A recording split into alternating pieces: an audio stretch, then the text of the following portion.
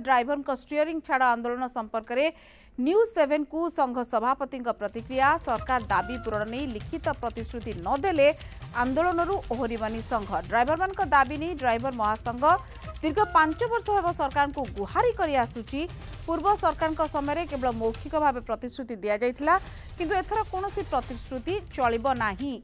जे पर्यंत सरकार ड्राइवर महासंघर समस्त दाबी पूरण करने नहीं कौन लिखित प्रतिश्रुति दे नाहांती किंबा मुख्यमंत्री ड्राइवर का दाबी पूरण हो बोली से जे पर्यंत घोषणा न करचंती एभली आंदोलन जारी रहिबो बोली कहिसंती संघर राज्य सभापति।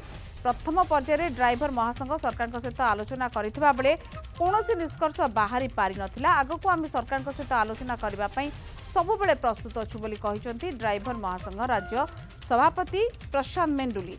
द्वितीय दिन में जारी रही ओडिशा ड्राइवर महासंघर स्टीयरिंग छाड़ आंदोलन। समग्र राज्यर लक्षाधिक ड्राइवर यह आंदोलन में सामिल होता बेले गाड़ी मोटर बंद जो साधारण जनता बहु असुविधार सम्मुखीन होती।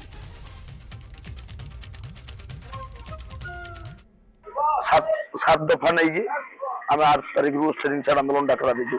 आज द्वितीय दिन ठीक अच्छे आम किंतु ना ओडिशावासी को हैरान करने चाहूँ ना कौन जनसाधारण को हैरान करने चाहूँ।